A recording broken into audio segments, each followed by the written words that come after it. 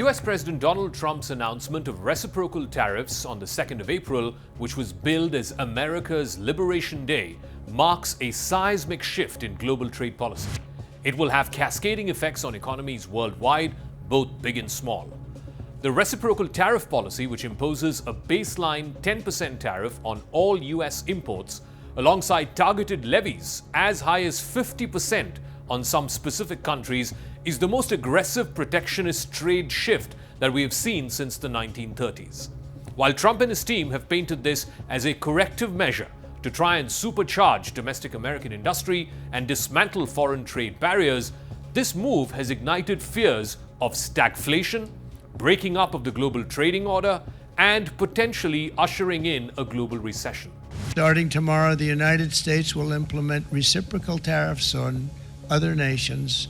It's been a long time since we even thought of that. We used to think about it a lot. We didn't think about it for many decades, and you see what's happened. For nations that treat us badly, we will calculate the combined rate of all their tariffs, non-monetary barriers, and other forms of cheating. And because we are being very kind, we're kind people, very kind. The newly unveiled tariffs operate on a two-tier system. A universal 10% duty applies to all imports, while reciprocal tariffs target individual nations based on their existing trade barriers against American goods.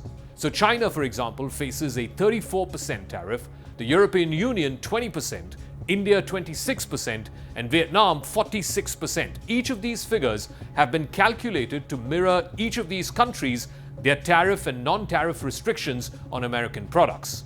In the case of China, there's an additional 20% of retaliatory tariffs which have already been imposed, which means it takes the total Chinese tariff on American products to 54%. Other than this, immediate measures include a 25% tariff on all imported vehicles effective midnight of April 2nd.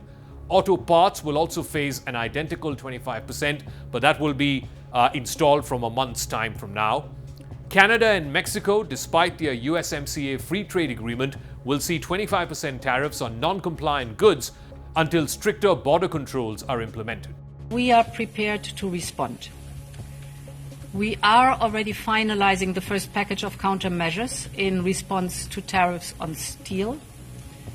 And we're now preparing for further countermeasures to protect our interests and our businesses if negotiations fail. Everybody sit back, take a deep breath.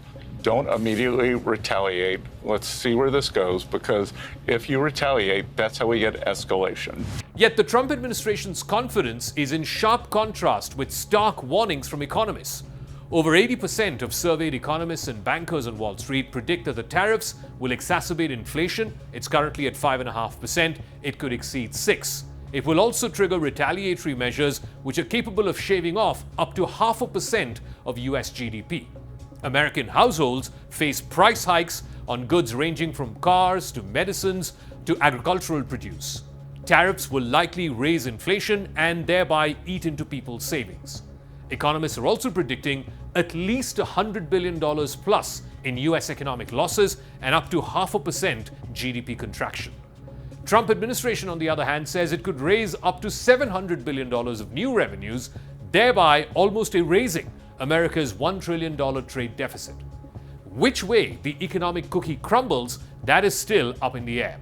But that's not all. Energy costs in the East Coast could spike up 20% if Canadian gas and electricity imports are taxed.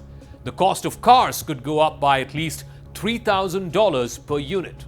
The last time trade war on this scale has happened was in 1930s.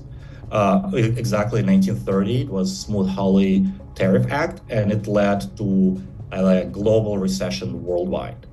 And if this trade war escalates, we could see a slowdown of the global economy on the scale of a global financial crisis of 2014 and possibly deeper. And this is the largest threat which would affect the whole world. The ripple effects are already materializing. China has retaliated within hours, imposing 15% tariffs on US coal and natural gas, alongside 10% duties on agricultural machines as well as pickup trucks. The EU has drafted plans to reinstate tariffs on over $3 billion worth of American goods, and including bourbon whiskey and motorcycles. Canada is preparing 25% counter tariffs targeting American products. The US economic outlook as a result of all of this has darkened quite considerably. Goldman Sachs has revised its recession probability in the US to 35%. That's a greater than 1 in 3 chance of recession. With real wages stagnant since 2022, the tariffs are estimated to add at least $1,200 annually to average American household expenses. And that could force ordinary Americans to cut back on their spending.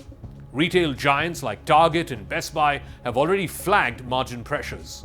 A survey of the National Association of Manufacturers found 68%, more than 2/3 of members, delaying capital expenditures.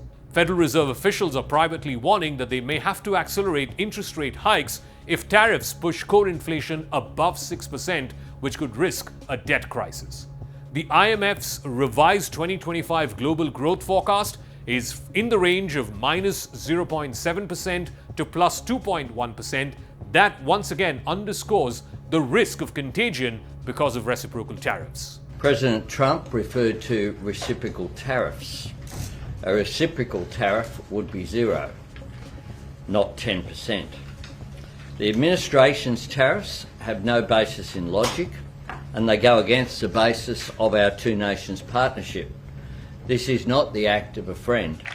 So, if you look at that, So why then is Trump doing this? Why is he pushing the world, including America, to the brink of an economic cliff? And is there any historical parallel to what Trump is doing? What happened when America was a high tariff country? Did it lead to expanded global trade, or did it lead to the Great Depression? The specter of the 1930 SMOOT-HAWLEY Tariff Act looms large. That legislation raised American duties to 60% on over 20,000 imports. It triggered global retaliation. It collapsed international trade by 2/3 between 1929 and 1934. It was called the Great Depression. Eventually, the Depression also led to the Second World War. During that time, American exports plummeted more than 60%, exacerbating the unemployment crisis because of the Great Depression. Recovery came only after the Second World War through post-Bretton Woods institutions like GATT, which later became the World Trade Organization or the WTO. And these have been systematically, over the last 50 years, reducing tariffs. Trump's tariffs are currently less extreme than the SMOOT-HAWLEY peak rates, but the risk is the same, that of economic stagnation.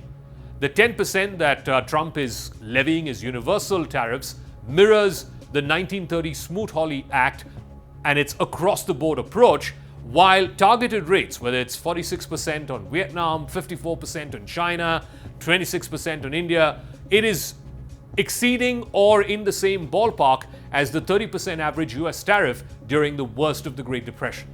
The next few months and years will decide if Trump took the entire world, including America, back 100 years or so, or has he prepared his country, America, to be made great again?